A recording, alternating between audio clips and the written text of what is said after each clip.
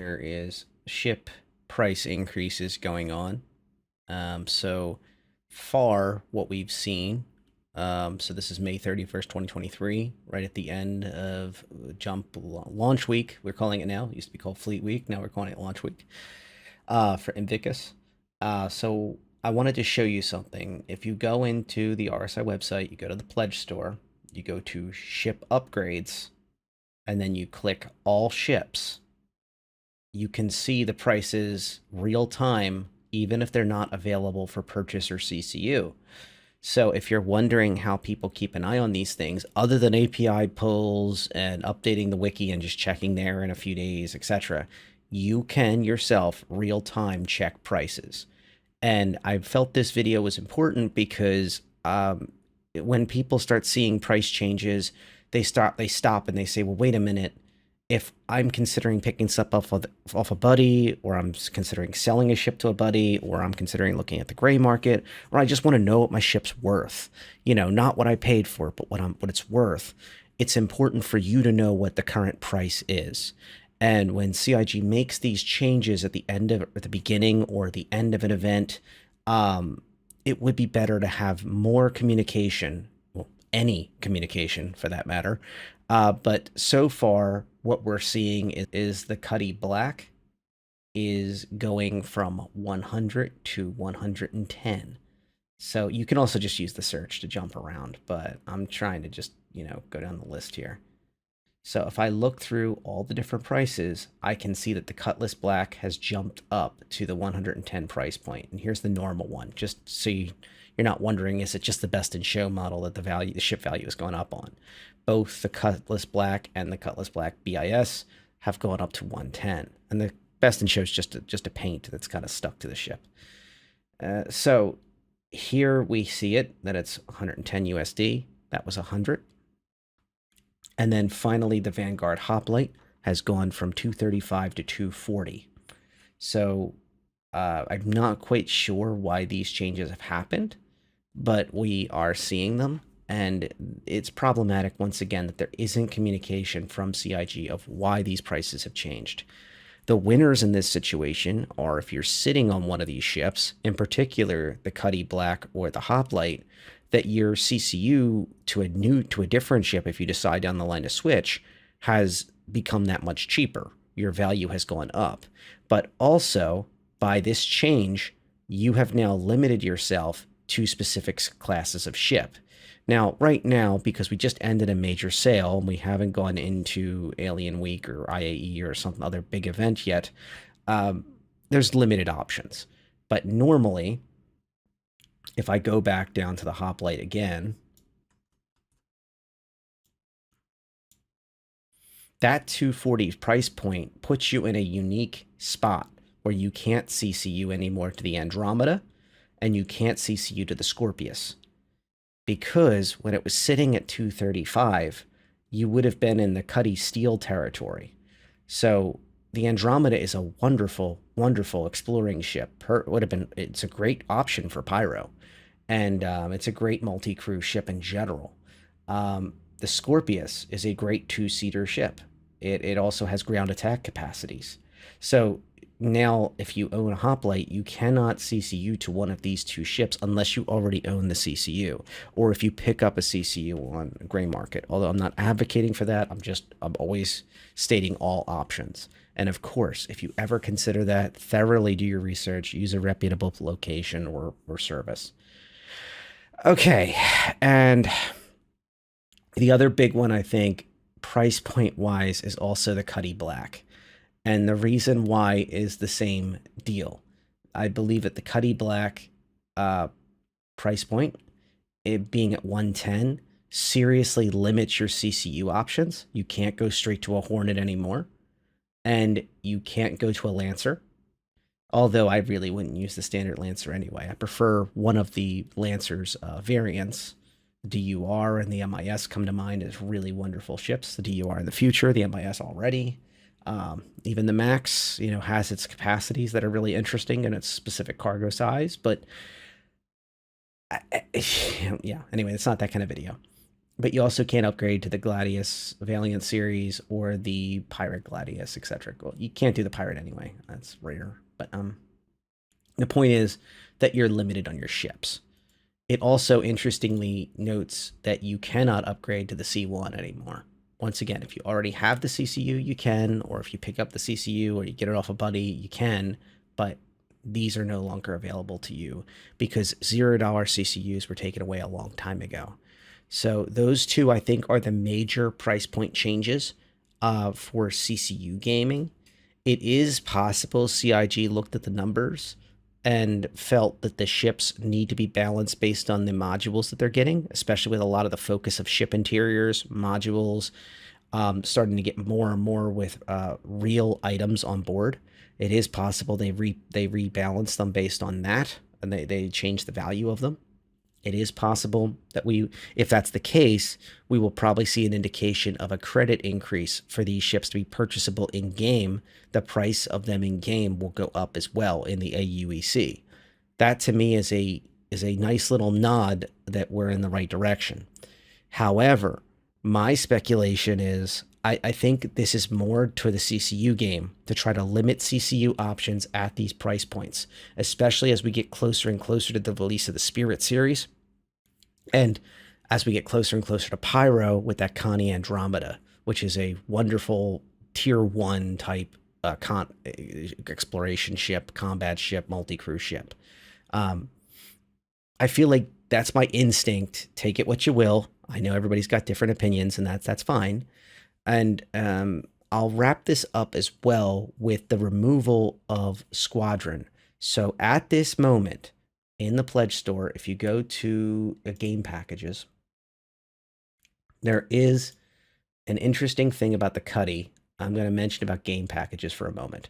The Cutlass starter pack is still sitting at 115. So for only $5, you get the game, the regular game, but no Squadron. Okay. Where's Squadron at? And it's only on 6 months insurance, if that's a thing for you. Remember, insurance is only on 1.0, way in the future, way past alpha that we're in, way past beta we're in. Years from now, that insurance would start. Just so it's not the end of the world. But yeah, you get the game for $5 at this price point. For now, this will probably go up in price. But the conspicuously absent thing is the Squadron 42 game packages, because CIG has straight up said that they will be releasing Squadron at a different price point on the website very soon. Now, what does that mean? I strongly suspect that the price is going to go up. I believe that there is going to be a new release of like a teaser trailer or maybe even a gameplay demo or something big for Squadron 42 coming up very soon. And that is why they pulled the cost off of it, because they want to increase the value of the game. Including Squadron as just like a small afterthought on game packages for the PU is probably not that appetizing for trying to advertise this thing across platforms. If CIG is going to go that direction, that was rumored a few different times that they were trying to consider console play for Squadron, which I doubt, but I feel like I'm obligated to mention these kind of rumors because some people bandy them about, and they claim they have research on those things. I doubt it. I think Squadron is going to be a PC-based only game, just like the PU is on StarCitizen, and I don't believe that, but either way, it is ideal to start at a higher price point, the price point you want to sell the game at, and then have reductions for game sale weekends, and start reducing the price over time to get more players in the door if you don't make your sales at a higher price point. You don't want to have a super low price point right before you release your AAA game, and then you never can get back up to the price you were hoping to sell it for when it's ready. If they do not have a major release, then removing Squadron 42 from the pledge store is extremely premature. And I think we should, really anticipate that CIG must have planned this out a little bit, especially when you think of the vast majority of their developers, their marketing teams, their the literal leadership and pillars of the that have been poached from PU to work on Squadron must have a game plan. And yeah, it must be coming soon, whatever the big release is. I don't think it's going to be the game, but I do think that it's going to be something that really gets people interested in the game and gets them excited. Additionally, the elephant in the room is we're getting closer and closer to Starfield being released. So it is possible that CIG is trying to strategically kind of set themselves up for success, riding on that kind of space, single player space gameplay in a sci-fi environment. I've always contended that Starfield is a different kind of game, and I really should probably do a new video just reviewing a lot of the stuff that Starfield has been coming out about. And, once again, I my old video, I'll put it in the end, but it is dated, I'll admit. It was just on the sizzle reel, so to speak, that was released by Bethesda about Starfield. And I've contended at that point that they are not competitors. To me, Starfield is an experience that's different to me. I'm as a big fan of Fallout, as a big fan of Skyrim. I can tell you that I enjoy those, and yet I still find myself most of the time rolling around the PU. I still find myself spending much more time before that in EVE Online. So I don't think that it's a one or the other situation. I think gamers are more mature than that. I think that they can experience both kinds of games and thoroughly enjoy them, and I believe there's still room for Squadron. I think CIG should show confidence in their game that they've spent all this time on and really get it out there. And ideally, I would love to see the ability to have all owners that are current and previously owned it be able to play a demo of one or two missions. So as part of part one, pull out the first two missions, let us fly them.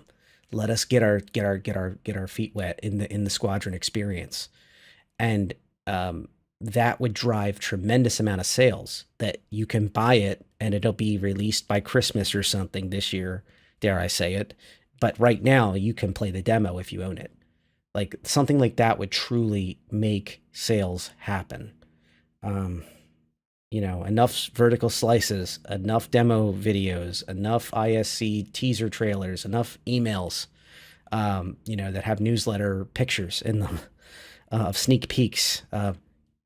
Give us some time for us to make our get that experience time in. I can dream, and I hope I'm on the right track. I think that there's been a lot of work put in. I think CIG's had some surprises in the past couple weeks in the PU. I don't think they expected so many issues with rolling out 3.19s and 3.19.1. But yeah, it is what it is. And apparently 3.20 just got updated on the roadmap. So I am going to be rolling right into that video. Don't forget to subscribe. Thank you for sticking around. If this change in pricing or the fact they pulled the rug from you without being able to own Squadron, or you feel you own Squadron and you're hoping buddies could pick it up, at a reasonable price before it came out with some warning, let me know what you think. This is definitely one of those. And as a reminder, I answer every single comment, or at the very least, I read them, and I certainly give them a lot of thought. And I do even reference them sometimes in the videos. And I'm always available on Discord as well, RedJ #0001, if you don't want to talk in public. Have a good one. Fly safe.